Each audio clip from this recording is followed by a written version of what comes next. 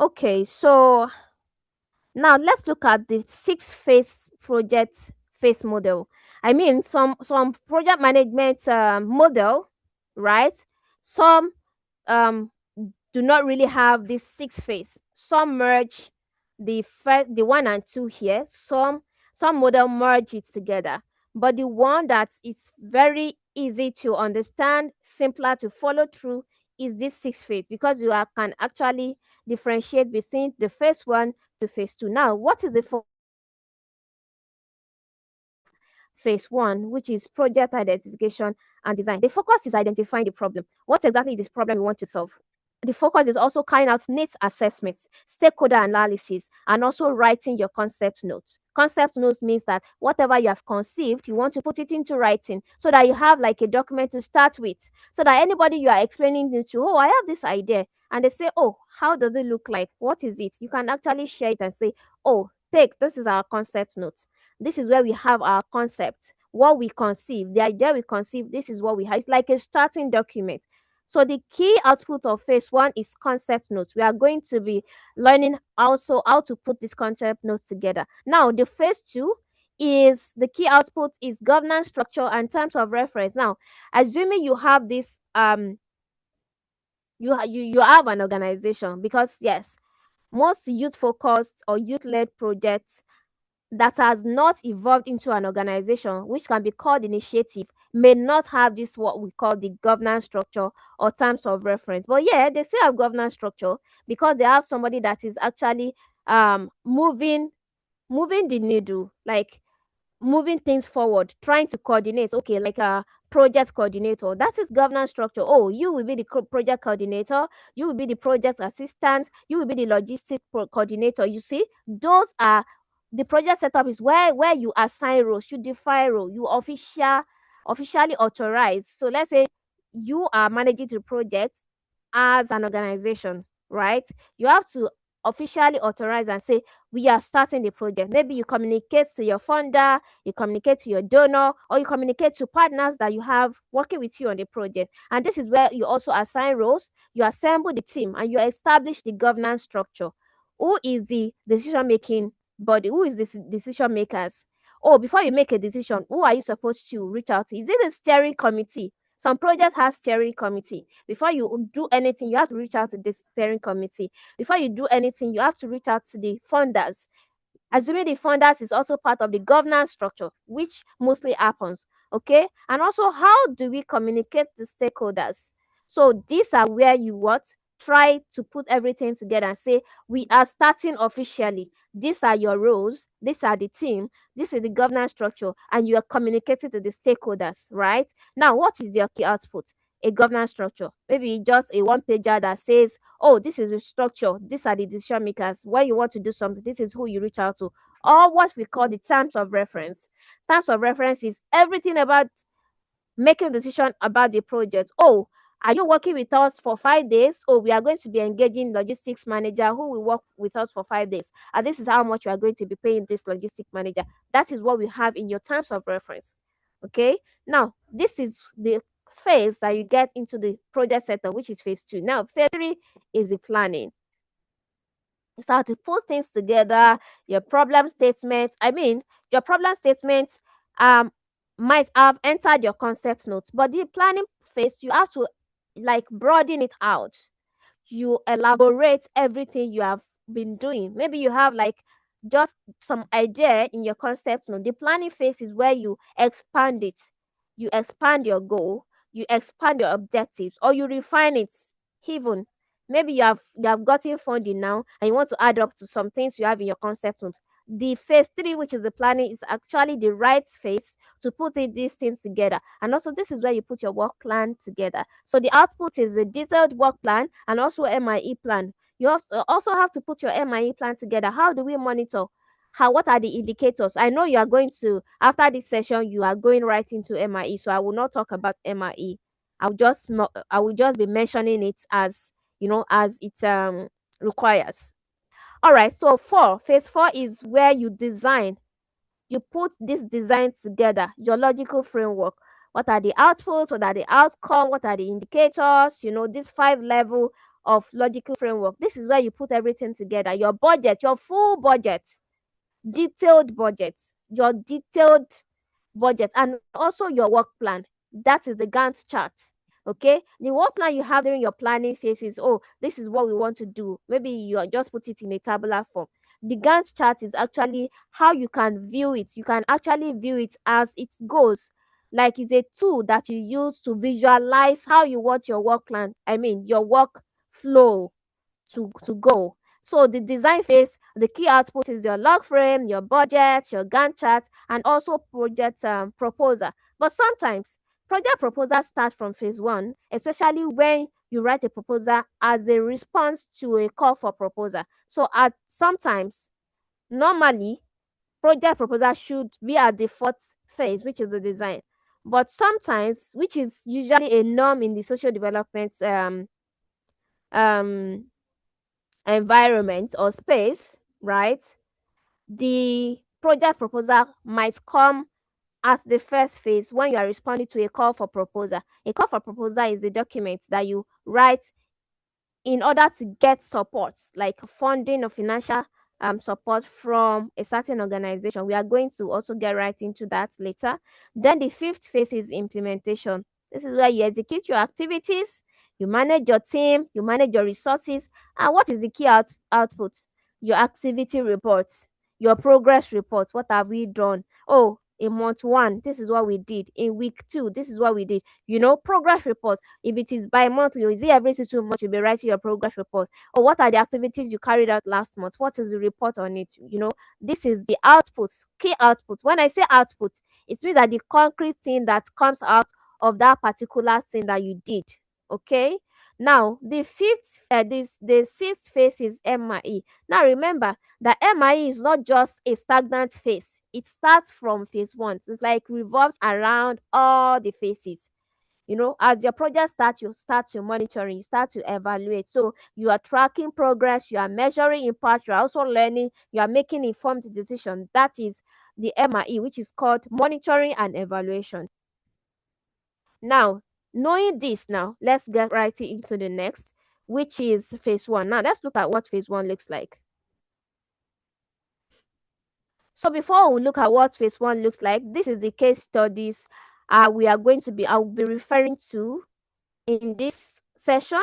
We are going to be referring to the Not Too Young to Run campaign. Do we have anybody familiar? So let me pause here.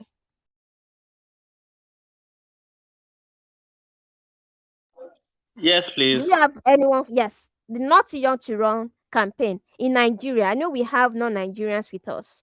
If you're a Nigerian or a Gambian, because Gambian actually also, from what happened in Nigeria, they also took some lessons and went to implement a similar campaign in their country. So if you're a Gambian or a Nigerian, you should be familiar with the Not Too Young to Run campaign. And I also put it in the project brief so that you get familiar with it and do some research before we start. So we are going to be referring, like using that as case study. We also have the disability rights advocacy project. So is anyone familiar with this? Is this the first time you'll be hearing about this D-Rapid project?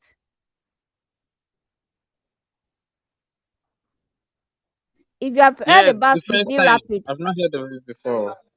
okay. Who else? Who else have heard of it? If you have heard of the D-Rapid before the project, before the fellow brief that was shared with you, let me see your hand up, or you are involved in it. If you are involved in the D-Rapid project, let me see your hand up.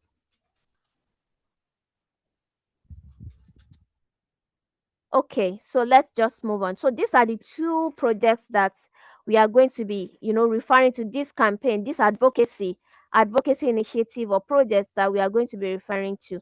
The Not Too Young to Run campaign and the Disability Rights Advocacy Project for Inclusive Development. This project is actually supported by the European Union. You can see their logo. You can see their logo there. So yeah, and it's about inclusive development in 2 states in Nigeria. So let's move on. Yes, so the Not Too Young to Run bill was led by Yaga Africa, and the duration was 2 years. It ran between 2016 and 2018, and the goal is to reduce age limit for political office. I'm sure you are familiar with it by now. And the D-Rapid is led by CBM, funded by the European Union. And it's happening in Benue and Delta states in Nigeria. It's going to run for 3 years and has a budget 990,506 euros. That is the budget for the project. Now let's move on. We are going to be referring to that as we move. So now, what happens in phase one? Project identification and design. This is where every project begins. That is what I just said.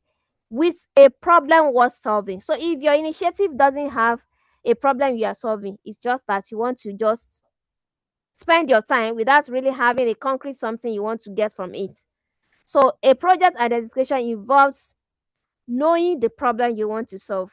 It starts from, what problem have I it could be like, oh, that problem is something that is affecting your environment, or that subject is that problem is something that is affecting your society, or something that you are passionate about and is affecting people around you. So like Miss Mary mentioned earlier, she works with dyslexic children or students, and that is because not many people understand what dyslexia is and how it affects children and how we can approach this problem in a classroom. That is a problem she's solving.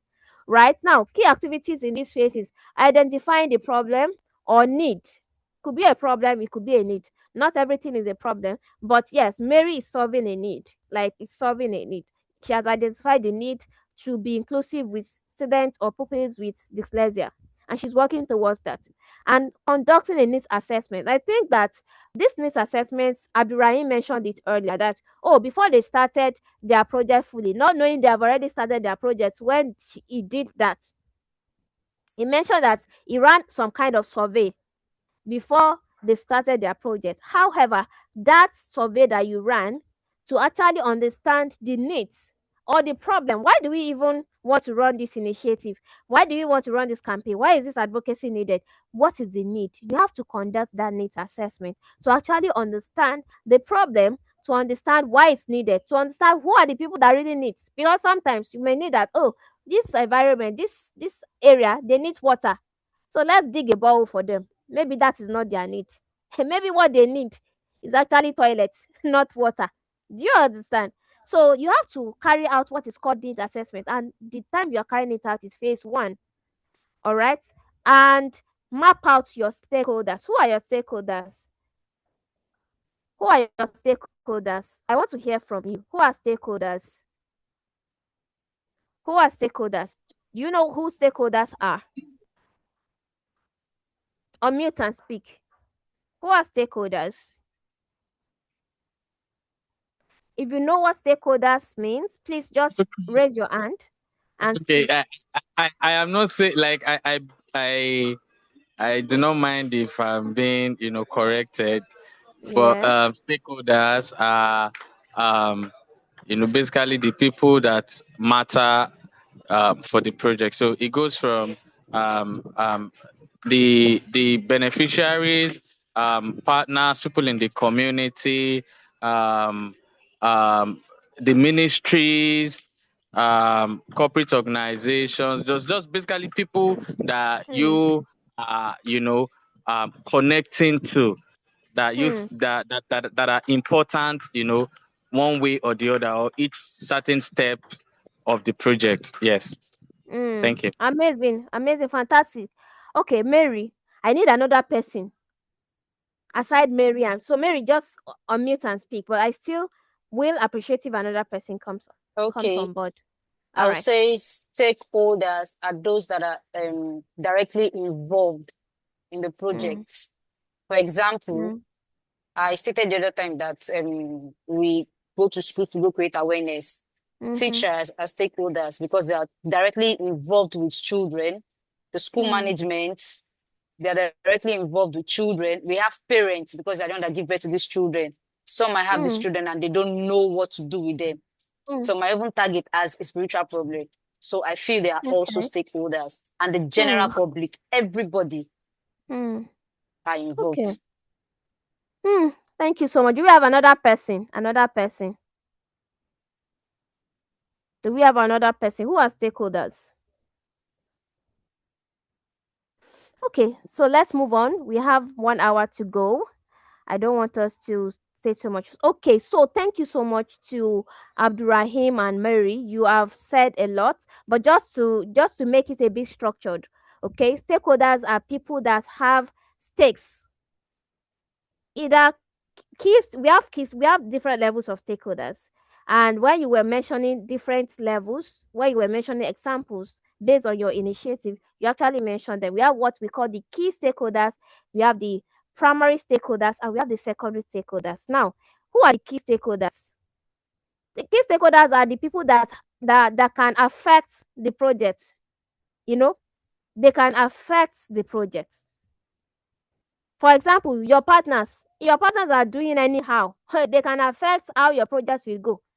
If your founders they say, "Oh, we don't have money again," and you have relied on their money, it will affect those are key stakeholders, your partners, your funders, and even the participants or beneficiary themselves. So you are running a project now, or you're running an initiative, and you want to do like an awareness, and people that you have engaged to be your campaigners.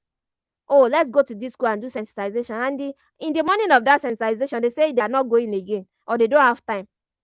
That means your initiative is not going. That means that particular part of your project will not go well. So those are key stakeholders. They have effect.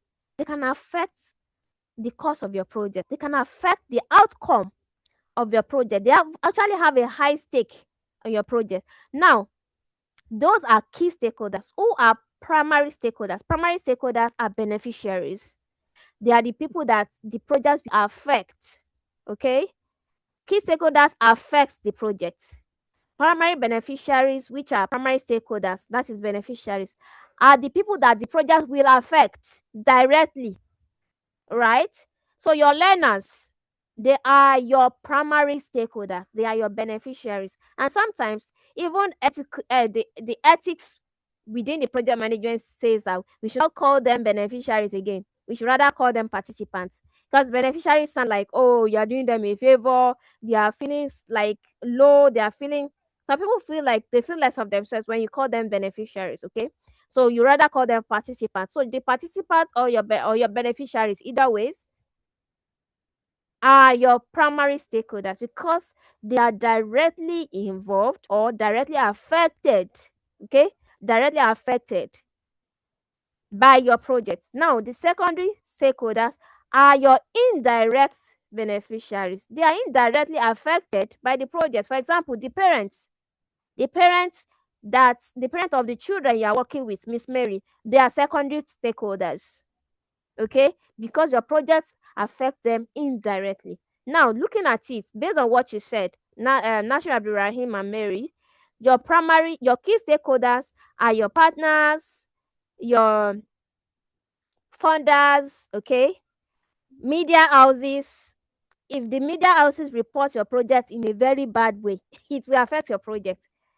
Those are people that are directly involved and they can affect your project. That is the level. Those are key stakeholders. Now, your primary stakeholders are your learners, your participants. Those are your primary stakeholders because they are directly affected by the project.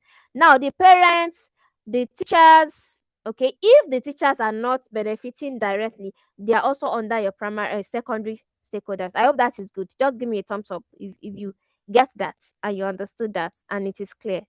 Give me a thumbs up. Let me see you. Sorry, please. You gave an exception to the primary stakeholders now, saying if the parents were something. I didn't get that. Sorry. Can you take it again? Thank you. Okay. So assuming your project is not really involving the teachers, maybe the teachers or the parents. If the parents are also being trained or being taught, they are still part and parcel of that project. You carry them along like they are also part of the plan of your project. They are primary stakeholders. But if they are not part of the plan, but they can also affect it in a way that, oh, if a parent says my children cannot go for that training, or my children cannot stay after school, right? They are also stakeholders. They will affect it, but they are indirect beneficiaries. They're also benefiting from that project because it is their children that is going through that, that intervention. Do you understand now? So parents can, depending on the kind of roles they are playing in that project. Is that okay? Yes, please. Thank you very much. Very All clear now. right. Okay. So let's move on.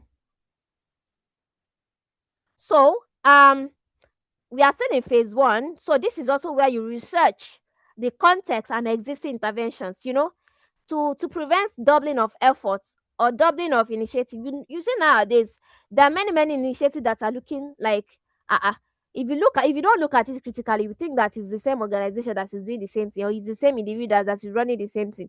So you need to also research and see if there's no existing intervention. I mean, if there's existing intervention, how is your own different?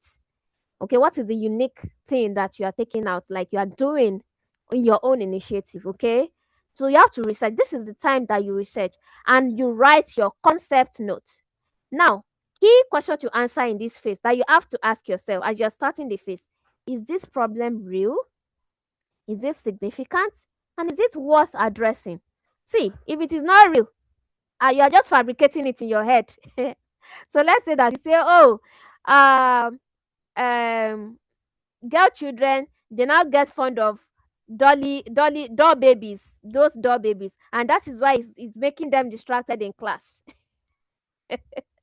That is not really a problem. It's like you just fabricated it because there is no research that says, oh, because a girl child is playing with a doll baby is affecting their learning. Okay, so you have to sit down and say, oh, this problem, is it real? Is it significant? Is it worth addressing? Right? Remember that you're also going to carry out your needs assessment. What is this need? How do we carry out it? You can go to your environment, your society, or the school and do some kind of survey, ask questions. It could be a form of focus group discussion. You put people together and you discuss with them, or you put people together, you ask them questions. It could be like key informant interview. You see, you do interview and ask them, oh, how are you coping with this problem? Oh, how is this problem affecting you? Those are the ways that you gather your needs assessment. Right now, this is the phase you bring out your concept notes. Your concept notes. Now let's look at how the concept notes how does it look like? Okay, so what is a concept note? Now I know that some of us are familiar with project management, so concept note is not going to be new to you. But I want you to pay attention because you may get new understanding. And if you are not familiar at all with what project management is, this is also a good time for you to write, like listen attentively so that you get to understand what a concept note is. Now, what is a concept note? From the word concept, right, is a short document that captures a project idea before it is fully developed. What you conceive, concept. What is your concept? What are you conceiving? What kind of idea are you conceiving? Now, how do you put it together? Oh, this is what I'm thinking about. Let me put it into writing. So that when you put everything together, you're telling people about it. They can say, I don't really understand it. You say, oh, don't worry. I have a document that actually explains this idea. Then you can share with them. And it also makes you look serious to funders, to partners, to even associates, to colleagues. Now, it allows you to think through your project clearly. What the problem is, what do you want to achieve, how do you plan to do it? These are the things that you put in your concept note, but it is very, very short, sometimes 2 pages, sometimes just 3. So it's typically between 2 to 5 pages, right? That is your concept note. If you have 10 pages, that is no longer a concept note.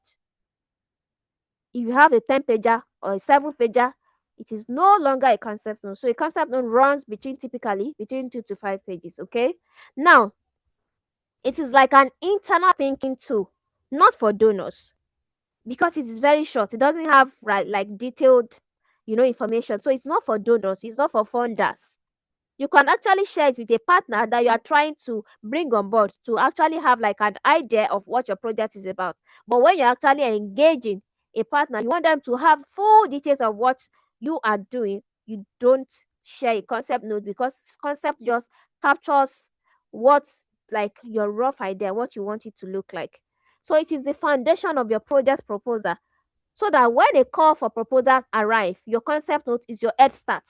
You will not start from scratch. You just go through your concept note and say, oh, what did you conceive here? All right, I can expand it in the project proposal and explain better so that the funders or the partners will understand better.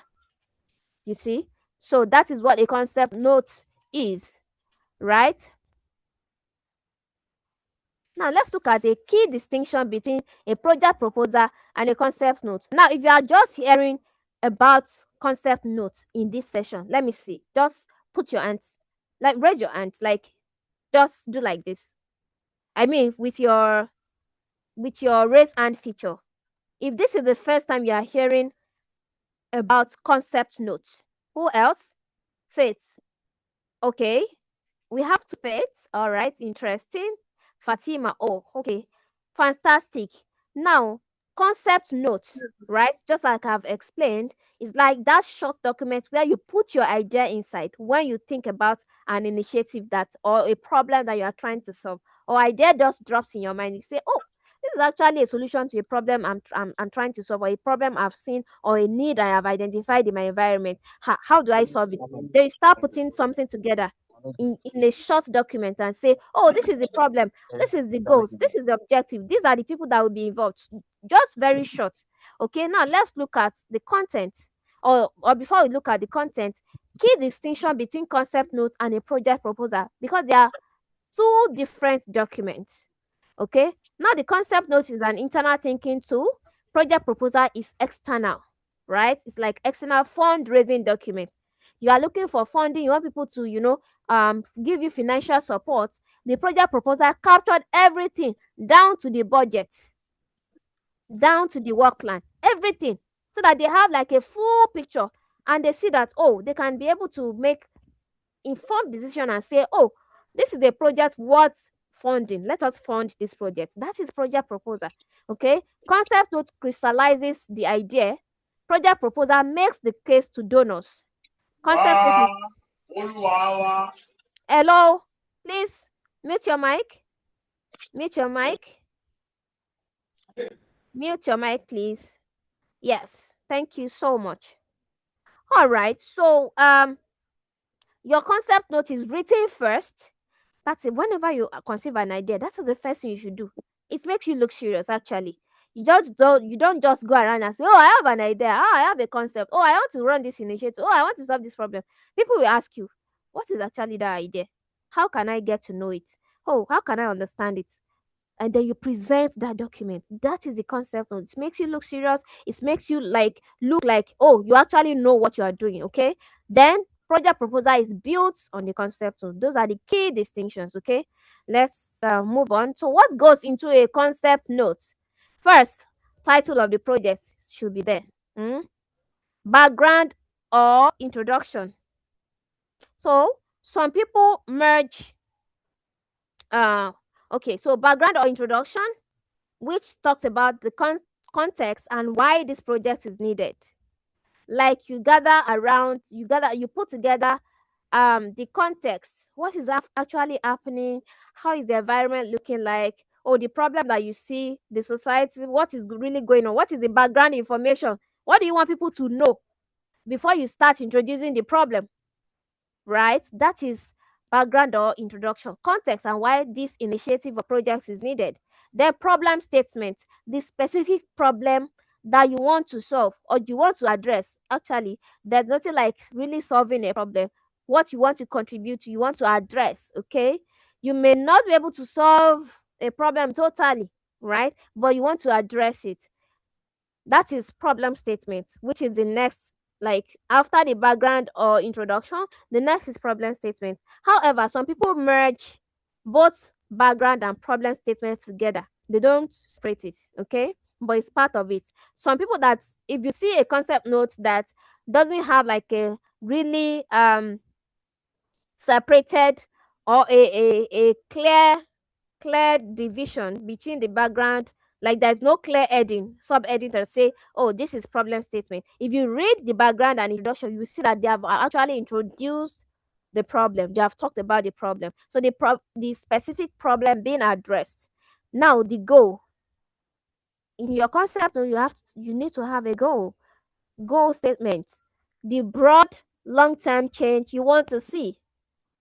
That is the goal. You have to put it in your concept notes. What is the end line? What are you seeing at the end of the tunnel?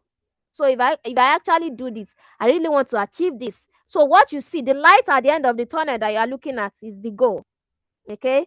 Then smart objectives. Objective. It is written as object. You don't need to put smart. Okay. But it must be smart. So when you're writing your concept notes, the first heading, background and introduction, you write it. Problem statement, you write it. Goal, you write it. Objectives, you list them. Target beneficiaries, which is also called participants. That is who will benefit and how many of them. You have to list them. Target beneficiaries. Oh, teachers, trainers, caregivers, children, secondary school students. Those are how you list them. Now, what do you plan to do? Key activities, not detailed activities. That is why it is called key. Activities. Oh, key activities. Train teachers. Train 5 teachers. Right? Engage 20 learners. Right? Oh, engage the Ministry of Education. That is key activities. Okay? Deliverables. What are the tangible outputs of the project? What do you want to deliver at the end of the project? You have to put it there. Assumptions and risk, also punchlines. What must be true for the project to succeed and what could go wrong? You just put punchline because it is short. Then budget estimate. You don't go into the detailed budget. Just write your budget estimate. Oh, 990,000 naira or 990,000 euros. That is the rough cost. You put the rough cost so that anybody that is reading it can see that, oh, you are even actually thinking about what will help you to implement that project or to kick off that idea. That is what goes into a concept note. Okay. Now let's look at it. I've already explained the background introduction. A good background does 3 things. 1, informs the reader about the problem environment. 2, build the case for why action is needed now. You have to build a case. Then leads naturally into the problem statement. Do you now see what I said? That you can actually merge your background and problem statement together, but your background should lead right into the problem statement. Okay. So in your background, you also have to put relevant data, statistics or evidence. That is why you have to research. Remember that in your phase 1 that you are putting your concept note together, there's research there. There's needs assessment. Why is it needed? Okay. What has already been done and what gap do you want to fix? What gap is remaining? And why your organization or you as an individual is best placed to address it. I could recall that Mary mentioned that, oh, she's a teacher. She taught for so years. She's familiar with dyslexia children, or she's trained in how to handle dyslexic children or pupils. That is why you are best placed to address the problem. So everything should be in your background. Okay. So let's look at the quick activity. This quick activity. Okay. In 2 minutes, I just want us to go through this. Now, you said you are familiar with the Not Too Young to Run campaign. What context would you open with in the background section? So assuming you want to write the Not Too Young to Run campaign, how would you frame your background section? Anyone? Anybody? How would you frame it? Just give me like 2 lines. Let me see your thought process. I want to understand your thought process. How would you frame the background of the Not Too Young to Run? So let's say you are writing a concept note for the Not Too Young to Run project, the campaign, that campaign that was carried out by Yega. What is the background statement? Background of your concept note? What would it look like? How would you write it? I want to hear from 1 or 2 persons briefly. So what context would you open with in a background section? What is that context?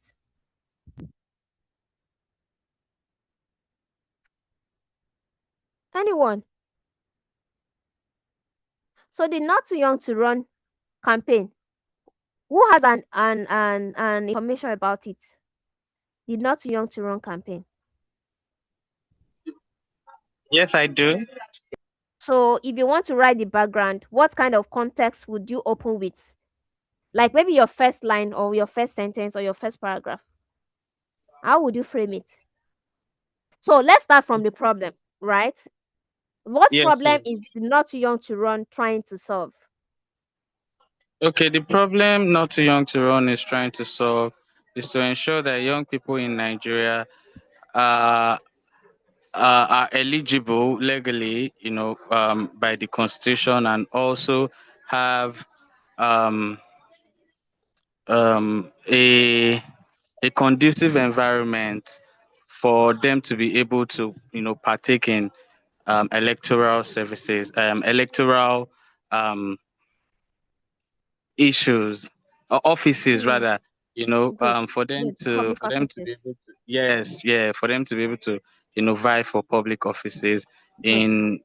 in a very convenient, environment, such as the fees that are needed to, obtain a presidential Mm. ticket, and all of things like the age and all of the Good. things like that. So those are the things that Yaga tried to, yeah, Okay. do. Thank you. So now, if you want to start, right? You want to um start the background. How would you start? Because why is the problem existing in the first place? Okay. Mm-hmm. So if I want to start the background, Mm-hmm. I would say in Nigeria, young Mm-hmm. people young people need to have 100 million to get a presidential ticket from the popular political parties. Mm. Or, or, or But that is a problem. You are talking about the problem. You're yes. talking about the problem. That is the problem is not the background. The background is the Okay. environment. How is Nigeria looking Yes. like? Do we have a high population of young people? Do you have low population of young people in the offices? Do we actually have low percentage of young people in the offices? Like, oh, Nigeria has 70% of the total population. That is a background. Like you are giving them, you are wetting the ground. You don't just want to jump into the problem. Do you get that? And say, oh, they're not giving young people that chance. But you have to step right in so that when you are introducing your problem, somebody that is reading from the beginning will now see that, no wonder. So Nigeria has the highest population of young people. Nigeria has the most vibrant young people. Nigeria has a large percentage, a higher number of vibrant and talented young people, right? You can see you have already wet the ground and say that even though Nigeria has a larger population of young people that are vibrant, that are civically responsible, and this, that. However, they are not having the chance to vie for political offices because, one, their age. Their age constitutionally, the age of people that must go for political office, like, oh, in the House of Assembly, Senate, they must be 40 years old. Do you get? However, young people are between 18 to 35 years. That is their age range.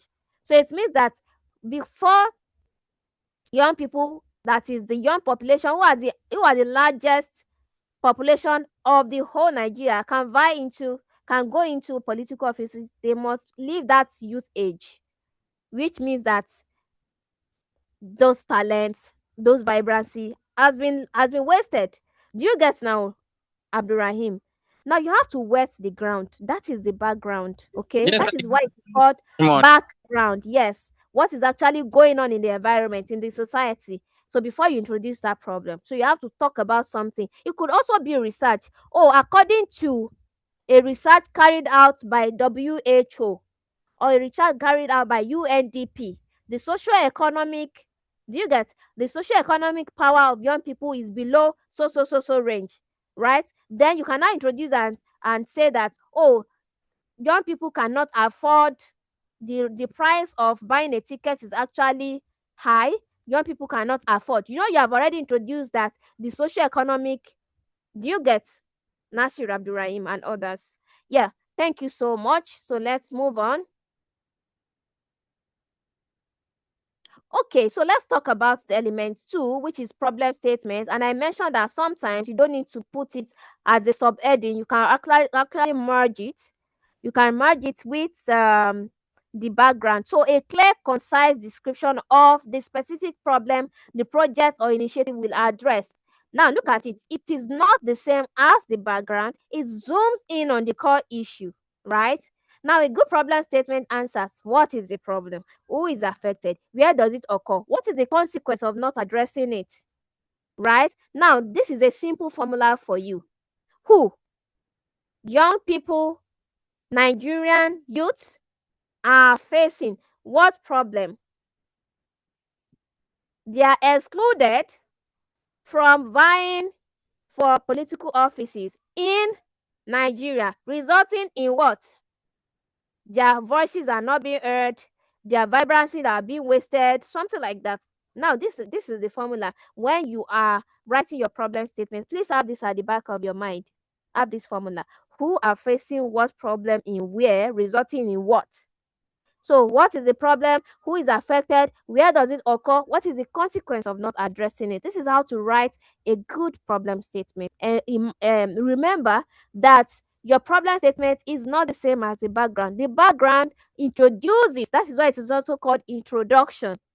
The problem statement zooms in on the core issue. Let's move.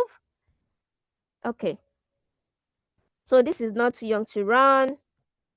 Now let's look at the element 3, goal. What is the goal? So I mentioned something. I said your goal is that light at the end of the tunnel.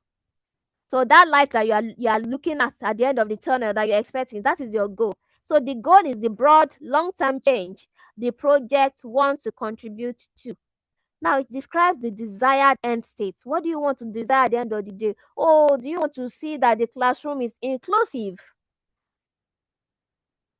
So that pupil with dyslexia is supported in the system. That is your goal, Miss Mary, if I'm correct. That is your goal. That is your desire.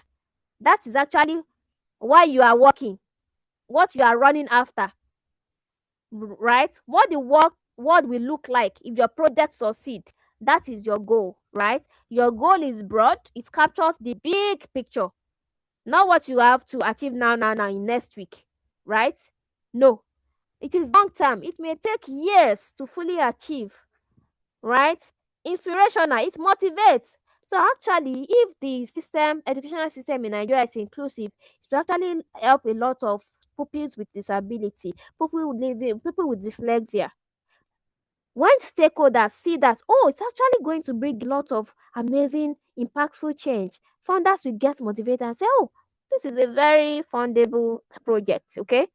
Now, it's usually one sentence, clear and concise. Now, look at it. A goal is not a list of activities.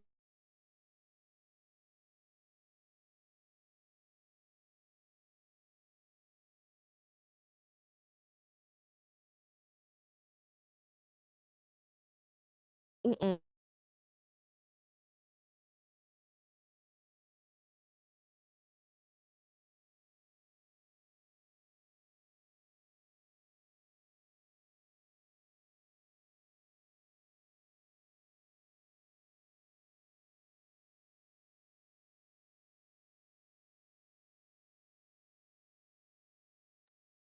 Okay, I think network you are out. Let's just give it a minute to be back soon.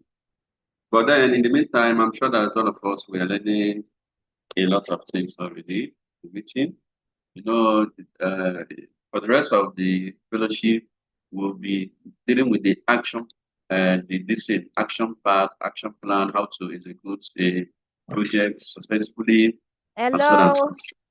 Okay, I'm welcome. back. I'm back. Sorry, I had a call, so I had to pick it to tell the person to call back. I'm so sorry for the break. So let's move on. So a goal is not a list of activities like I mentioned. It is not. Mm? It is not a list of activities. It is not the same as objective and say, oh, we want to do this. Objective is like that steps that you take to actually achieve that goal. So if you want to change the system of education, you want to make it inclusive, how are you going to be training teachers to learn how to handle dyslexic children? Are you going to be engaging the Ministry of Education?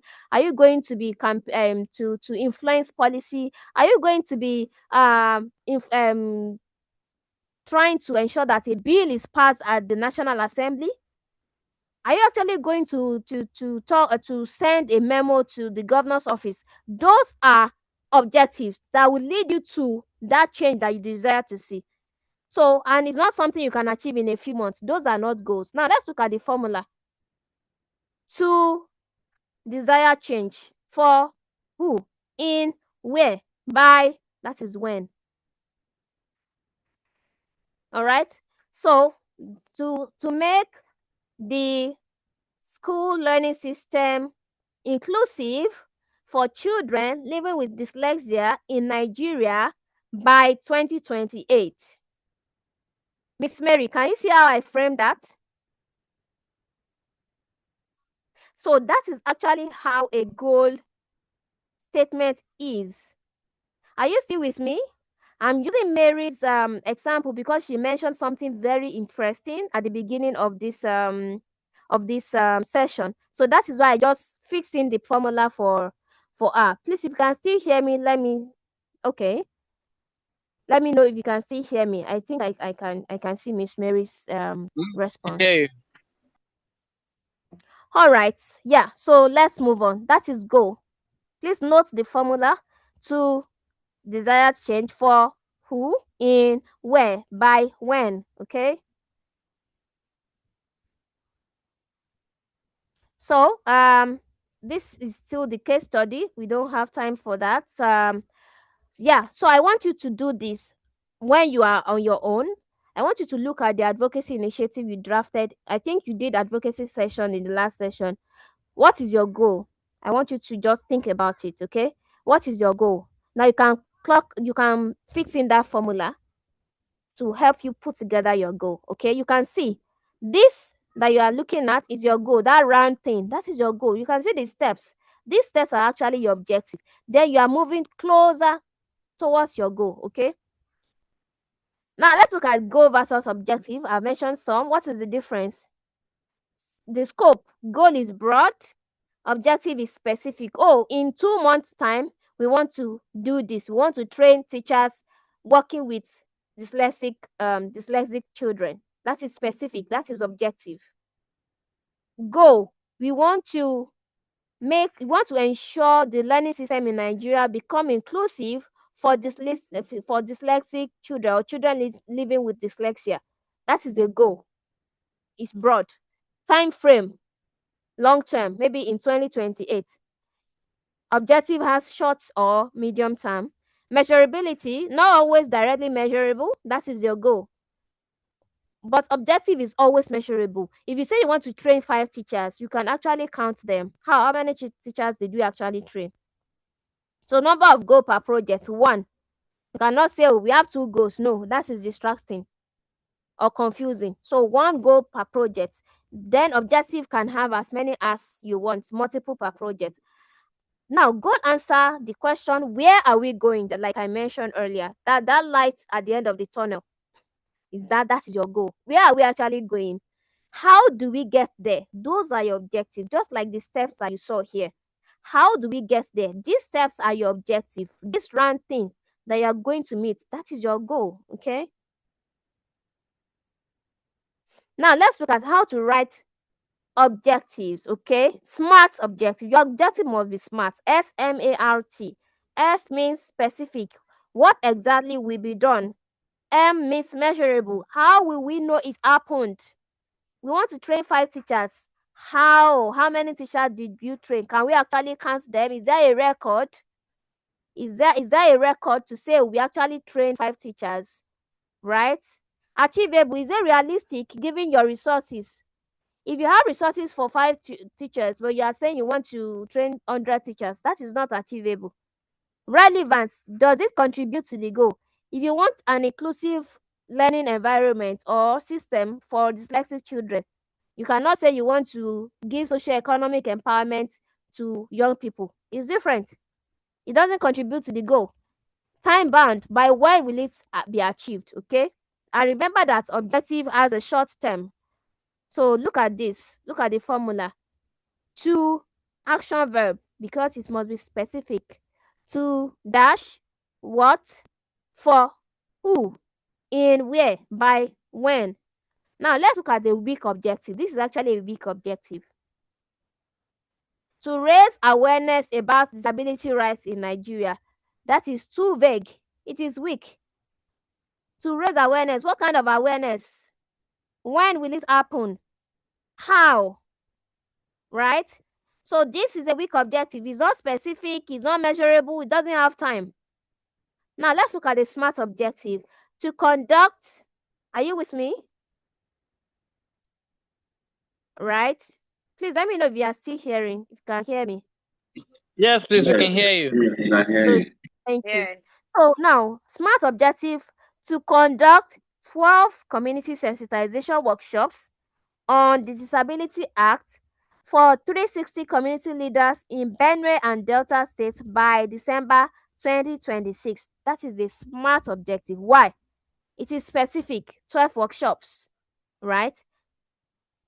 Measurable, 360 community leaders reached, right? That is measurable actually. You can count those community leaders. In fact, it's also measurable by the 12 workshops. But you are being specific that the workshop is on Disability Act, not on entrepreneurship.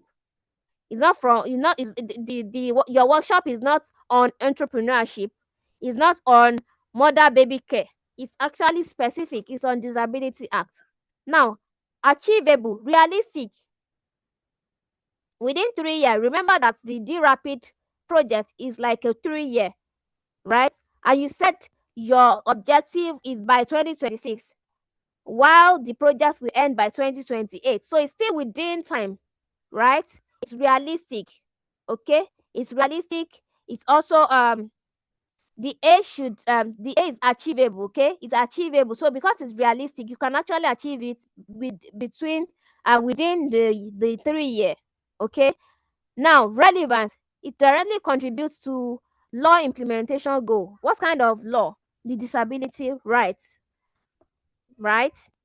That is the law of the bill, the law that was passed, that law that supports people with disability. So this particular initiative contributes to the implementation goal of that law. Time by 2026 December, okay? Let's look at element 5. So I've mentioned that we have the target beneficiaries. I've mentioned them. So remember that we have who we call the direct beneficiaries and the indirect beneficiaries. Remember that we also have stakeholders. The key stakeholders is different, please. Now, we are still talking about your content, the content of your concept notes. Because you don't know your key stakeholders yet, but you know who that idea is for. The problem you want to solve, you know who you want to solve it for. So those are your beneficiaries to write it. How many of them? So beneficiaries are the people who will directly or indirectly benefit from your project. They are called target beneficiaries. It is different from. So stakeholders, your beneficiary is part of your stakeholders, right? Do you understand? Are you confused? Please, if you're confused, let me know.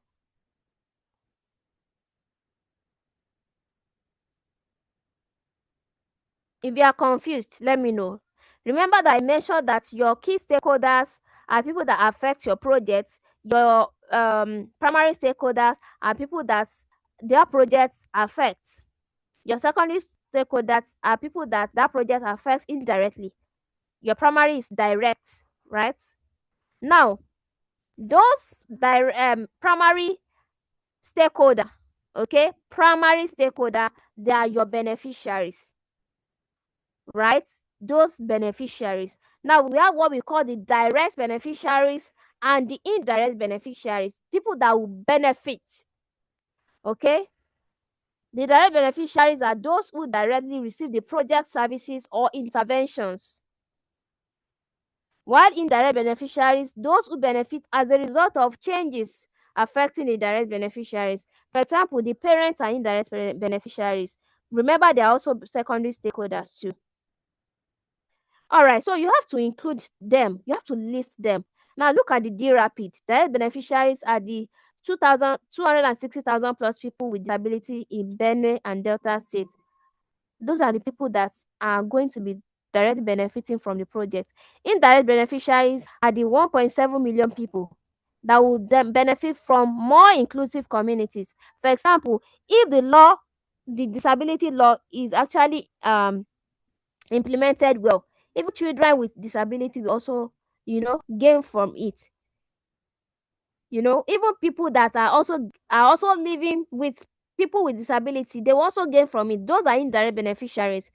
So you have to include the number of beneficiaries, who they are, what is their age, what is their gender, where can you find them, the location, and why you chose them. Okay, you just say, oh, children with dyslexia, right? That is why it's already there, because they are dyslexic and you are working on an initiative that benefits them, right? Now, element 6, we are still on concept notes. Element 6, deliverables. Now, deliverables, you have to list the deliverables. Deliverables are tangible, concrete outputs your project will produce. Now, this is what deliverable answer.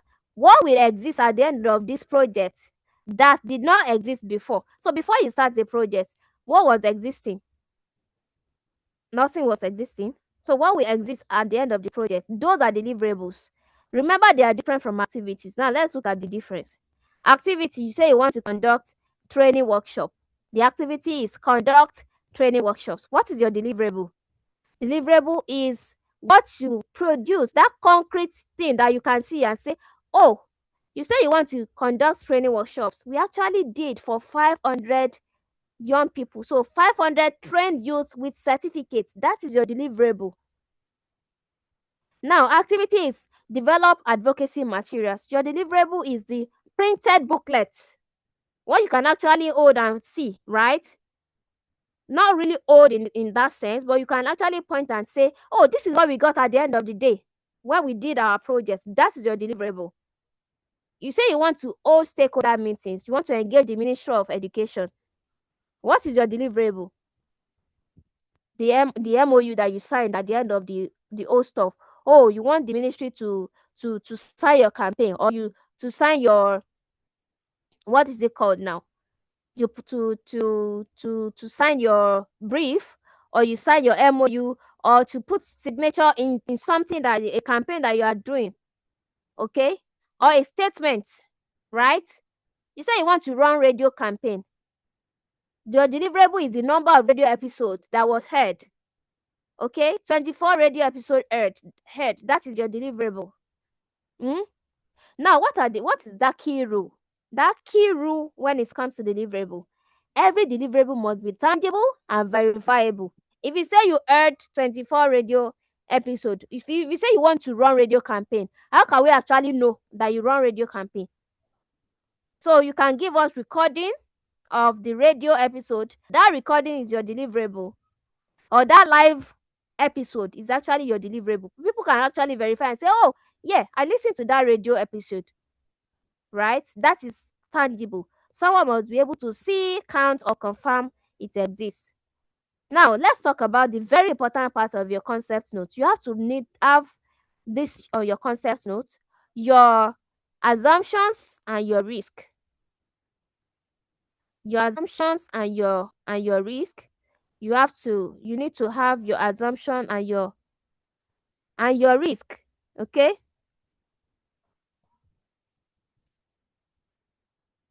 So you have to, this is your assumption and your risk. You need to put it in your concept note, right? So there are conditions that must be true for your project to succeed. So what do you assume? What do you assume that it will happen? Even while you are conceiving your idea, what do you assume that at all, right? At all, this one will work. You are assuming that it will happen, right? There are conditions that must be true for your project to succeed.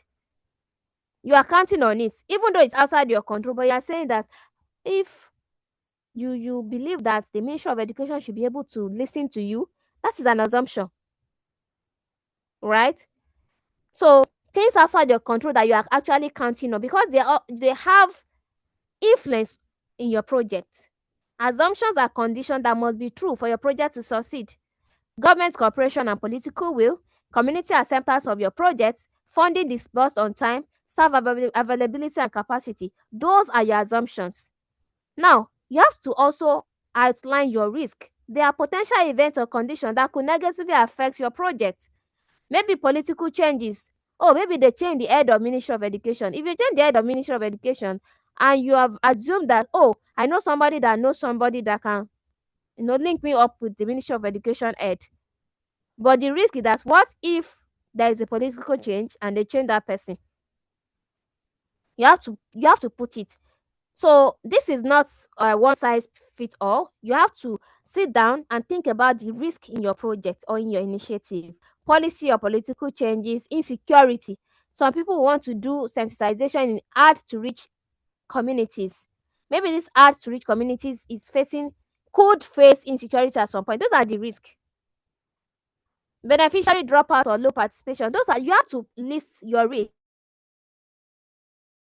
Whoever that is reading will know that even though it's an idea, you actually thought it through, right? So the key distinction between assumptions and risk, the nature is things we expect to be true. That is your assumption. Things that could go wrong, that is your risk. Control, it is outside your project's control, but the risk is partially manageable. So if the place is insecure, you can decide not to go. That is your risk. You can it is still controllable. Like you can still manage it partially. Or if the physical event will not hold, you can actually make it virtual. So that is risk. So you're already thinking it through that, oh, this is a risk. But your assumption is like you have it figured out.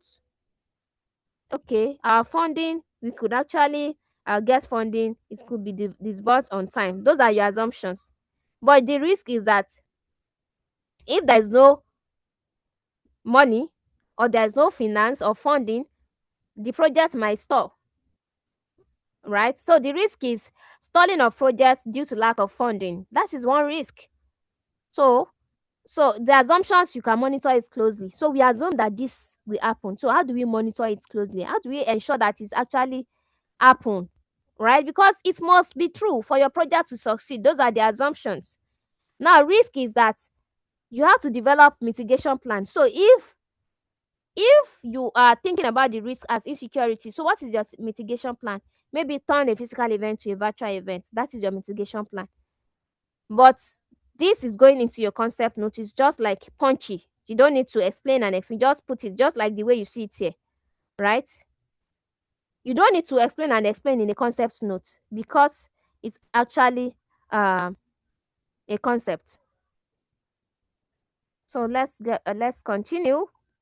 I want us to be fast now because we are running late. Now, budget estimate. Remember that I said that you don't need to go right into all details of your budget. Just put like an estimate. You can put something like just have like a rough estimate in your head and say, oh, okay, personnel should be taking like 15 million, project activities maybe 25 million. Oh, travels and logistics. Oh, Abuja to Kano should be maybe 10,000 naira, and if we have like 5 trips, that is 50,000. That means you have already estimated. So that is what the budget in your concept note. Please remember that we are still talking about the element in your concept note, okay? I don't want us to waste time here. Now let's look at your phase 2. Yes, phase 2. In a couple of minutes, I want us to go through all the phases. Now, I already mentioned what you should do in your phase 2. That is project setup. The roles, governance structure, defining roles, responsibility, communicating your project officially to stakeholders. Those are what your phase 2 is about. Now, the key question to answer in phase 2, who is responsible for what and how will decisions be made? Okay, now some mistakes that some organization or individual or initiatives make is to skip this phase and jump straight into implementation. You don't skip this phase because this is where the project starts. Actually, I mean, this is also a core part of the project, and failure to do this, the project, you have already set it up to fail. Because when nobody is clear on what to do, who is in charge of what, it will fail. When nobody is clear on who is in charge of what, so everything is anywhere belefice, as we say it in Nigeria. So a well set up project is a well run project. So please take note. Phase 3, planning. So I said everything that you say you would do. This is where you start putting, like, expanding. You can expand, refine, because at this point maybe you have gotten a funding. Remember that you have put your concept note together, you have maybe shared it with a partner, and even maybe at the beginning you have already, responded to a call for proposal, or you have something that you are running with. This planning phase is where you try to, now you have done your research fully, your needs assessment, everything. You have more information, you have done more research. So this phase you have to, you can refine your project, your problem statement here. You can refine your goal, you can add up to your objective, you can refine your objective. Okay, so planning is where you detail how the project will be executed. So it's built directly on the concept notes, right, that you've developed in phase 1. Remember that in phase 1 you have developed our concept note. This is where it stops. Your concept note stops with budget estimates. Remember that you also have to put, like, timeline, like, oh, is your project, you envision it to run from January to February, or from January to December of 2027.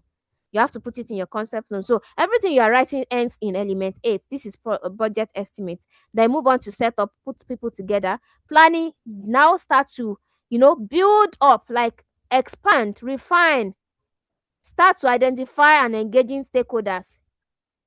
You have to develop your risk management plan, your monitoring and evaluation plan.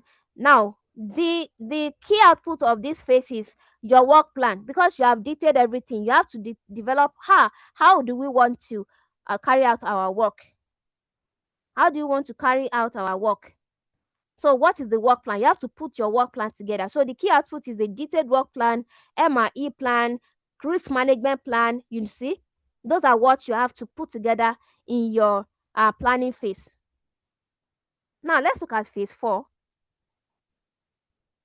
What is in phase 4? Design. So this is where you build the technical and financial architecture. So let's look at the key activities in this phase. Your logical framework, your detailed project budget. So your planning, design follows immediately after planning. Remember that it's not as if, oh, after 4 months, that is when we will get to design. No. You can actually put a project cycle before the implementation phase. You can put it together maybe in 2 weeks. Remember that the implementation phase is where you start carrying out everything that you say you want to do in your planning, in your design, in your setup, everything. So your phase 1 to 4 could actually take you, like, maybe 1 month, 2 months. Oh, month 1, I put together the concept note. That is the project identification and design phase. So the project identification and design phase is not the design here, please. The design here is the phase 4, where you will start developing the core parts. I mean, detailed output of your project. The logical framework, detailed project budget. You develop your Gantt charts, which is like a visualized tool for your work plan. This is where you also start to finalize your project proposal. Okay, if you want to write your project proposal, you'll start writing it. This is when you finalize it. Now remember that I said sometimes your project proposal can come in phase 1, especially when you come across a call for proposal. So sometimes it's that phase 1, that your concept note that you put together, you just go back to it. Let's say that you are scrolling through social media and you come across a call for proposal that says, oh, if you have this idea, you have this project idea, please, we can fund it. Can you kindly put together your project proposal and you send it to us? Or you apply for the call for proposal, you submit a proposal, submit an application. Then you look at it, and that is when you will now put together your project proposal. You can see that it happened in phase 1. But you see that it's also built on your concept note. So most of the times, because of how the core proposal, the nature of the core proposal, it could mean that it is when after you have put your ideas together, then you come across a call for proposal. That is where you can now say, oh, let me develop this call for proposal quickly and submit. But ideally, it's supposed to come after you have put your plan together, because remember that in your planning phase, this is where you have to put together your detailed work plan, your MRE plan, your risk management plan, because these are also needed in your project proposal. Remember, right? So if you are writing a proposal, you have to put all those things in place, which happens in phase 3. However, phase 1 can get you write a call for proposal and you collapse all the phase at once and put it together maybe under 48 hours because you wanted to submit a call for proposal, right? So the key output, let's go back to the key outputs for phase 4. Log frame, which is also called logical framework, your budget, detailed budget, Gantt charts, right, and project proposal. I've shared a detailed budget and Gantt charts ahead of this class. Please confirm that you got it. Confirm that you got it. And also logical framework too. Are you still with me? Is anybody listening to me? Can you still hear me? Yes, we can hear you. Oh, okay. Okay, thank you so much. All right, so please confirm that you got the sample that I shared in the fellow brief, the fellows brief that was shared with you. Just use thumbs up. Confirm that you got the sample.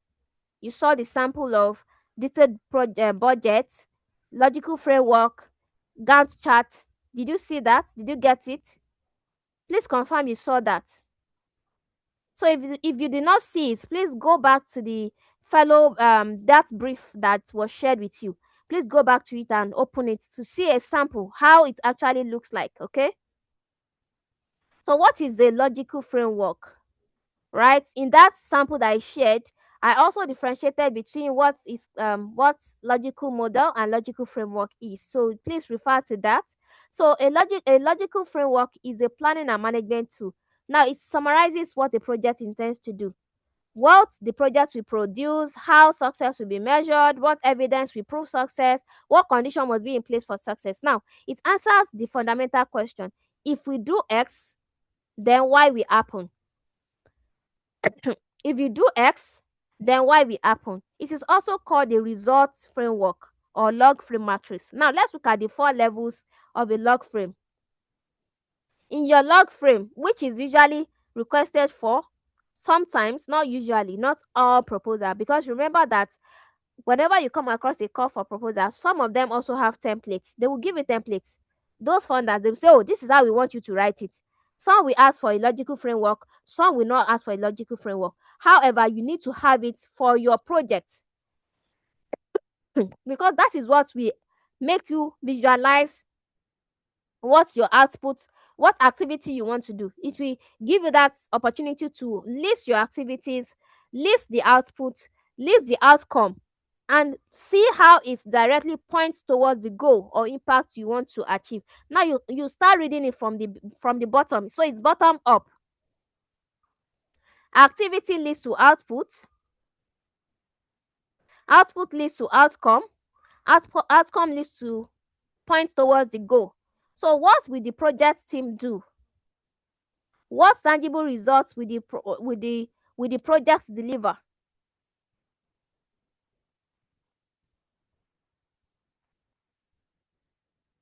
Okay. So let's look at it from bottom up. So this is the activities. What will the project team actually do? So if the project team does this, what will it lead to? That's the output. This is the output. What will it lead to? What tangible results will the project deliver? Now, if you have done that, what change? What is the outcome? If after you have done that, right? Oh, activity to train teachers on how to care for dyslexic students. That is the activity you want to train. Now, what is the output? Trained teachers to understand how to. So you write your activities in a past tense because you envision it. Remember that you are putting this together before your implementation starts. So you envision it. So if we do this activity, what will our outputs be? Activity: train 5 teachers on understanding dyslexia. Output: teachers trained 5 teachers trained on understanding dyslexia. That is it. That is your output. Outcome. What is the outcome? Oh, teachers now know outcome is improved knowledge. That is your outcome. Improved knowledge of teacher about dyslexia. Or you say, oh, 85% increase in the knowledge of teachers on dyslexia. Now look at it. It's actually pointing towards the goal. You can see. So if the teacher has 85% increase in knowledge on what dyslexia is, it means that your goal on making the class inclusive will happen. That is your goal. So it's from bottom up. Okay, it's from bottom up. So it's from bottom up. Okay, so let's move on. In 10 minutes I want us to round up. So this is a log frame. Please refer to the one that is very detailed that I shared with you in the fellow brief. We are not going to be working on this. That one is very, very easy to understand. Now the project budget, what you need to know about it. The project budget is a detailed financial plan that shows how every naira. Now you must link all your activity to a budget. So if you say you want to train 5 teachers and your budget is not showing how much you will spend on training those 5 teachers, then your budget is not detailed enough. Oh, your personnel cost. If you say you want to engage 5, or you are writing 10,000 euros and you are not explaining what that 10,000 euros is going to do for is going to work for, or you are very, very you did a rough estimate. No, you don't do that in your detailed budget. Now refer to the detailed budget sample I shared in the fellow brief, please. So a good project budget includes personnel costs. Those are salaries, consultants, volunteer stipends. So if you are working with an organization and you are a project manager, ensure that you have this cost. Activity costs, workshops, events, campaigns, materials you want to print, you have to put them together. You have to link each line of your activities to a budget. Travel and logistics, transportation, accommodation, per diem, equipment and supplies. Are you purchasing computer? Are you buying cameras? Are you printing materials? Then indirect costs. Sometimes some organization will tell you that are funders, that are doing call for proposal, they will say you should not put any contingency. They will say they don't want contingency. So depending on the kind of guidance or the plan, or let me say the key steps or the templates that was given to you by a particular organization, that is what you follow through when you're actually writing a proposal. So because you are putting this proposal this budget in your proposal, sometimes after you have gotten your before you submit a proposal, you need like a full budget for your initiative or your idea. Do you get? Then when it gets to the point of writing your application for a call for proposal, then you adapt. You follow through what the funder are asking. So if your full project budget is having every down thing in your project's budget, including the indirect costs, but the call for proposal says we don't want to see anything like contingency or indirect costs, or we don't want this project to pay for salaries or to pay for consultants, right? You need to remove it, right? I will be joining with my phone because my laptop is almost going down. Please, Pascal, are you with us? Are you still with me? Yes, I'm here. Is there a way you can also share the screen while I use my phone in case my laptop shuts down? Okay, let me do that. Okay, thank you. So every line must be justified and realistic. Your budget must also align with your log frame, right? Now, always include a contingency in your main project, except the call for proposal says otherwise. Please, your budget for your main initiative or main project must be detailed. Now you must be very transparent too. If you want to purchase 1 pencil, you must write it there that you're purchasing 1 pencil. Okay. Now this is your Gantt chart. This is your work plan 2. So it's a visual timeline that shows when each activity will happen and who is responsible. So please refer to the policy to the I kept saying policy brief, sorry. The fellow brief. That fellow's brief, please refer to it and you will see how a detailed Gantt chart looks like, because you use Excel sheet or Google Sheets to plan a Gantt chart, to design a Gantt chart. So it shows like a roadmap of how your timeline for your project is looking like. Bars showing activity, month 1, month 2, you can even show quarter, people responsible, you can see stakeholder mapping, because in phase 2 you have already set up, right? You have already set up people, right, that will join your project. So you already have responsibility, people that are responsible. Okay.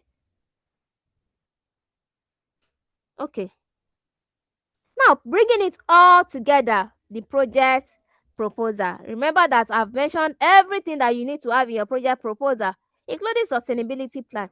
Remember that your project proposal, when you're answering a call for proposal, some organization will not say you should put your Gantt chart.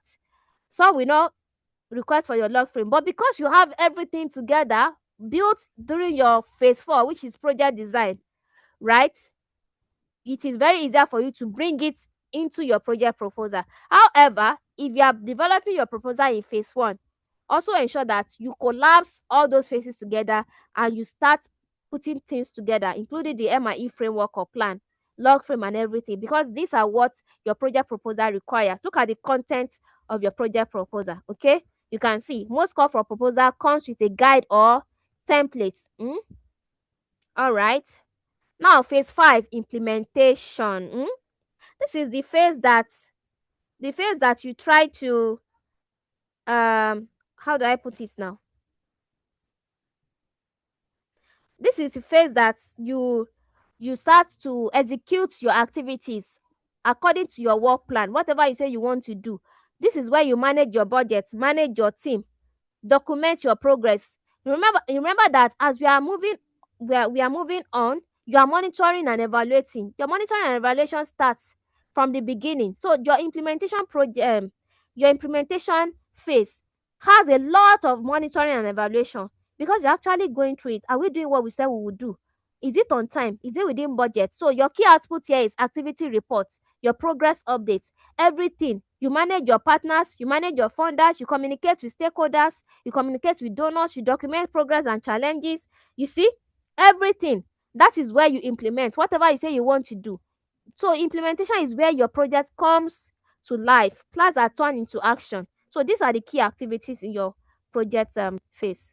So I've already mentioned monitoring and evaluation. I believe your next session is on monitoring and evaluation. But these are the questions that MIE ask. Are we on track? Are we reaching our targets? Beneficiaries, are we reaching the number we say we will reach? Are we achieving our objective? You have to continue to go as project managers. As you are managing your project, you have to continue to look at your objectives on a daily basis. Oh, these are our objectives. Are we actually working towards it? What is working? What is not? What has changed? Okay, so you have to continue to go through whatever plan you have put together and you monitor it. Some MIE is not only comparative and evaluation. Some are called monitoring, evaluation, accountability, research, and learning. Accountability means, are you actually doing what you say you will do? Are you going back to your objective to say, oh, to train 50 teachers in understanding dyslexia, or to train 50 teachers in understanding how to work with people with children with disability? Are you actually doing it? You have to monitor it. That is what this phase is all about. And remember, it's not a key phase. It's not a standalone phase. It is running from the phase 1 up to phase 6. Now, your task. Now we have gotten to this stage. So before I move on to this stage, I want to hear from you. Let me hear from you, because we're actually going to what we covered today. So we have actually come to the end of a project cycle. So in 2 hours we have run through the cycle, the different phases of a project. So before you say you have managed a project, you must ask yourself, Have I actually gone through all the phases? Phase 1, conceiving your idea, putting your concept note together. Phase 2, setting up people, setting up governance structure. Phase 3 is when you are putting your planning, your everything. Your phase 4, designing, putting your log frame, your MIE plan, your risk management plan. Phase 5 is implementation. That is where the real work is. But most of the people are only managing projects on phase 5. That's the only phase they do in project management. Every other phase is gone. So if you are only focusing on phase 5, which is implementation, please know that you have left a lot of important things. You have left it on the table. And phase 6, which works round the clock, which is the monitoring and evaluation, also some people miss that out too. And at the end of the day, they will not be able to pinpoint and say this is actually what we were able to achieve. So please, I want to hear from you. I want to hear from you. Let me hear from you. Let me hear from you. Let me hear from you. Can you hear me? So I'm switching to my phone now. Please, if you are still with me, let me hear you. If you are still with me, unmute your mic Yes, and speak to me. please, we can hear you. Sorry, please, what's the question? So I want to hear from you, your feedback. What stood out for you? What is that new thing that you gained as we have been talking about the project management cycle? I want to hear from you. What stood out for you? What is that new thing that you gain? Even as a project manager, what do you think? Oh, I've not really been doing this, and moving on, I want to do it. Or oh, I'm Yes, new to budget project management. estimate. Okay. Yes, that was what stood out for me, the budget estimate on how to Okay. properly, you know, work on our budget. And then also what also stood out for me is the fact that you said that we have to keep going back to our projects, keep documenting, keep checking. Are we reaching the outcome, the measured um um the metrics? Are we actually catching our goals? Are we just documenting progressively? Thank you very Mm, much. okay. Thank you so much for that. OS is,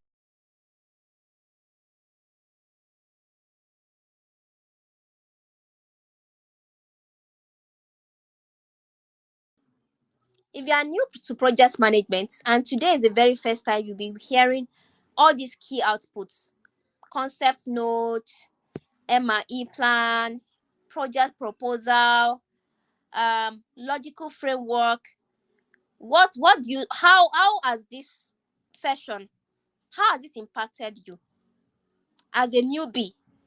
What do you think is that first thing that just the concept that you are learning today for the very first time? So I want to hear from somebody who has not managed a project before, or who is just hearing about concept notes today. So moving on, do you think that with this knowledge or with what I've shared, you can now put together a concept note? Anyone?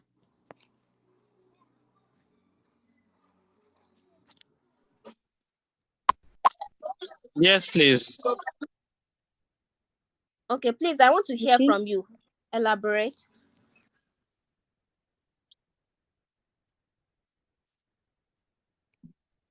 Good evening. My name is Faith. I'm actually a first time. I mean, this is my first time learning about project management and all that. And the session has really been very, very impactful. I learned about the concept of concept notes. And moving forward, with this new little knowledge I have, I think I'll be able to manage a project better, not optimally like a pro will do, but I'll be able to try my best. Thank you. Mm, thank you so much. And also, as somebody that has managed a project, this is another question: what is that new thing that you want to bring into your initiative, and also the initiative that you have in mind that you want to embark on after this fellowship? Do you think that this session will in one way help you? Do you think that this is a needed session? Do you think that this is a needed session? Anyone? Anyone?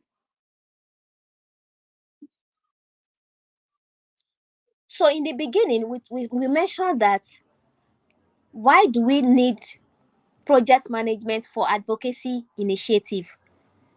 Can anybody now tell me, referring to all the cycles that I've mentioned in this session, can anybody now tell me, like, put put the puzzle together?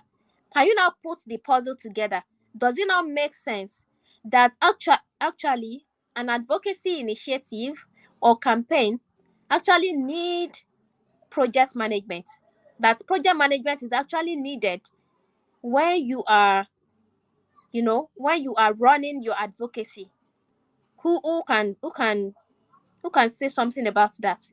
Does it make sense that project managed advocacy initiative? Does it make sense to you? Anyone? Okay, can I speak? Good evening, Yes. everybody. Yes, please. Yeah, I will say that project management is a very big one because most of the things you stated here are things I'm just hearing for the first time, although I know they exist. And secondly, the project I managed, like that I'm managing rather, I already have the co-founders that they've done some of the underground checkup and likes like that. So I am just like the face of the project as a teacher because I am Mm, used to children and mm, I'm just like a middleman between the mm, children, the parents, and the community. So the mm, co-founders, they just saw that there's a need for this, and they needed somebody that has that relationship. mm. So that's where I come in. So, Miss Mary, what stage do you now think that your work has fallen into, looking at the project management cycle? I What phase? can't really. What phase of the project management cycle can you place yourself? Remember that we said we have the six phase model. We mentioned that the phase one is project. Please, Pascal, can you go back to that cycle? Project identification, and that is where you conceive your idea. The phase two is project setup. The phase three is project planning. The phase four is project design. Phase five is project implementation. Phase six is monitoring and evaluation. Now, Miss Mary, look at all this cycle. Where do you think you have come in? What phase do you think the project is currently at that they have now engaged you? Why do you think that they are now engaging you and you now be the face of the project? The co-founder reach out to you. What phase do you think you are in? I would say phase three. Just Although okay. I'm supposed to look like I'm supposed to see the slide and know where I Um, fall into, but I Like, can't no, see them on my screen. I think it's going to the slide now. Yes, Go yes, yes, to yes. the, go to the okay, yeah, we can have it I've here. seen it. Look at it. So which phase do you think we are? Is it phase? So you said phase three. Remember that phase three is planning. Look at the key outputs. Key output of phase three: detailed work plan, MIE plan, risk management plan. Those are what is in phase three because it is still planning phase. Now, if you look at phase five, implementation, you can see the focus: executing activities, managing team, and Managing teams and resources. so you Yeah. can see the key outputs, the activities that you carry out in that project, and the reports. I'm sure Okay. that you have written some reports to them and say, oh, this week, this is Yes. what I did. The phase you have been engaged is implementation phase. That is where that Yes. project is currently. And remember that the moment you start counting the number of children you engage, what really happened, you are submitting reports, you are already doing the monitoring and evaluation. You are doing interview for the Yeah. parents, you are doing interview for the Yeah. children, you are trying to understand Yeah. what has changed for them. You are already doing monitoring and evaluation, which is phase 6. However, phase 6 is not stagnant. It's run around. It revolves around all the phases. Do you now see the phase you are now? You are in Yeah. implementation phase. Your project is in Yeah. implementation Phase phase. 5. So yes, before you were engaged, your co-founders, they have done the project identification, they have already written the concept notes. Believe me, if you Yeah. tell them to send you the concept notes, they will share it with you. Just reach out to them and Yes. say, oh, I'm curious, I'm interested to actually see the concept note of this project. They will give it to you. Do you understand? So because they have Yeah. done it in phase 1, then phase 2, they have put together roles. So the roles they have set up, they have defined roles and say, oh, we are bringing in a teacher that will train the children. They have already put your name, maybe not your name, but your role is already been set up in phase 2. That is why they were able to reach out to you and say, oh, we need a teacher that has been engaging students before now. And they put you in the project, even though you were only engaged, like really engaged during the implementation phase because the activities is going on. But before you were called upon, your name is already in that book in phase 2. Do you understand? Yeah. Yes. Yes. Thank you so much. So who else again wants to give me feedback? We have like 3 minutes to go. I don't want to take your time. 3 minutes to go. We are 15 minutes behind schedule. We have a chat. Implementation. Good. Thank you, Abdurrahim. All right, please let's go back to the task. So the task you are going to do, yes, the first task is the individual task. I want you to refer to the case study in the fellows brief. There is a question for you to answer. Then individual task 2, I want you to write a concept note. I want you to actually put together. Please minimize the use of AI. I will not say you should not use AI. I will not be there when you're writing it, but ensure that you think it through. You actually use your own, like you sit down to reason. Even if you want to use AI to refine, try and reason and think it through. All the key steps that we have put together, that the key headings of the concept note, from the background, the introduction to problem statements, to goal, to objectives, to listing target beneficiaries, to the deliverables, to the key assumptions and risk, to the to the rough estimate of your budget. Those are the things that you have in your concept note. I want you to write a concept note on your own advocacy initiative. Maybe what you are currently working on, or maybe what you plan to work on. That is a second task, which is individual task. And on Friday, I will be doing the offline, like I will be going through it offline. Now, make sure that all elements is included. Ensure that when you're writing the objective as an heading, don't put smart, just objective. Writing smart is not part of what should be in your concept note. Just put objectives and list them. Make sure that your objectives are specific, measurable, achievable, realistic, and relevant and time bound. You have to submit by or not before 8th of May, which is Friday. Now your group task, you are writing a project proposal. If you look at the fellow brief, you will see that I put some sample of different proposals from different organizations. So I want you to look at the NYFF, the Nigeria Youth Future Fund proposal template. I want you to use it. It's inside if you look at the fellows brief that was shared with you, there's a link that will take you to that folder that has the different proposal templates. I want you to even get familiarized with how a proposal template from different organization looks like. Now, I want you to work with the Nigeria Youth Future Fund template to write a project proposal. Remember that in your project proposal, you also have the content, but the template is coming from the organization, so they already have what they want you to write. So you don't need to stress. Just go and fill it. Just download the copy and edit it. Okay. You have to submit that one on or before 7th of May 2026. Please, we'll be having like 1 hour debriefing session on Friday. I've not communicated the time yet. I don't know if I've communicated the time. Pascal, have I communicated any time? Please let me check for the debriefing on Friday. Okay. I think I shared like some work plan or a timetable somewhere.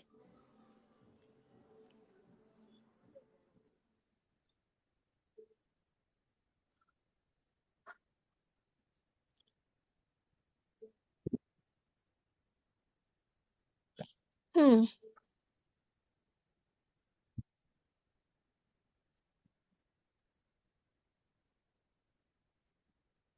Do we have like a time there? You can communicate that later.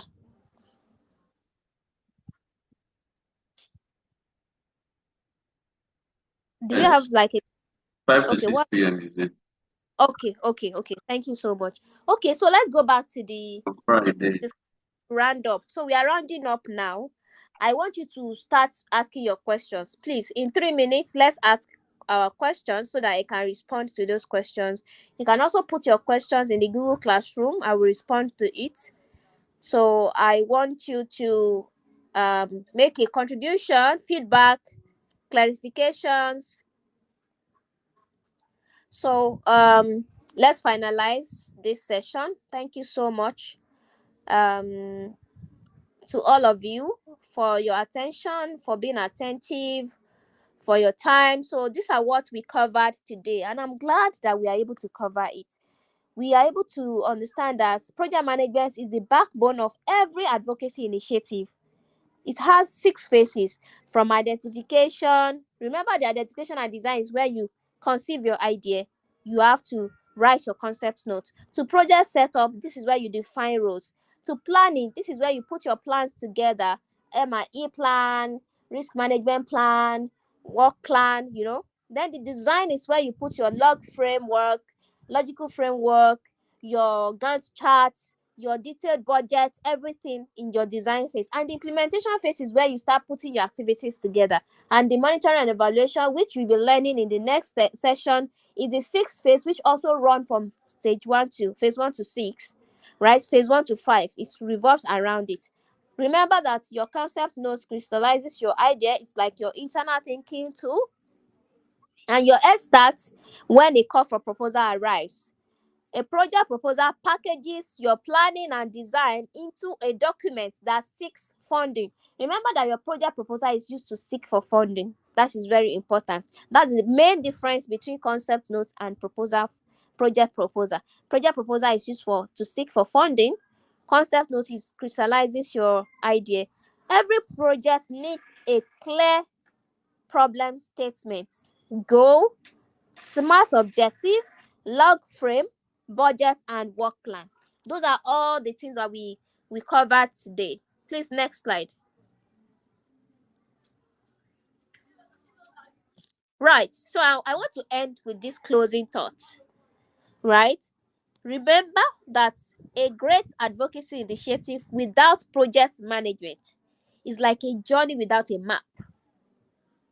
You may be passionate about where you are going. Oh, I'm so passionate. It's my passion. I want to do this.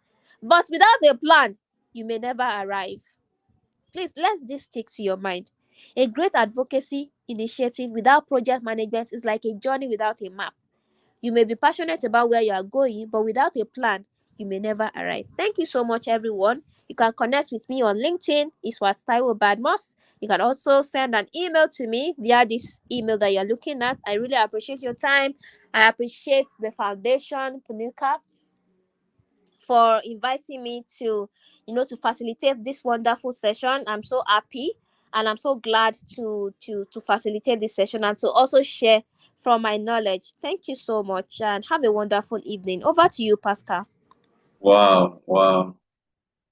Thank you so much, Iswat. Thank you. This is a very, very amazing section.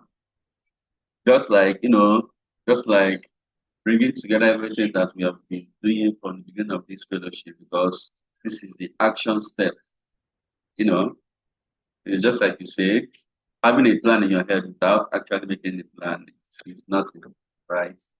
Being passionate about neurodiversity awareness without having a plan on how to, you know, carry out your project, just a mere wish, right?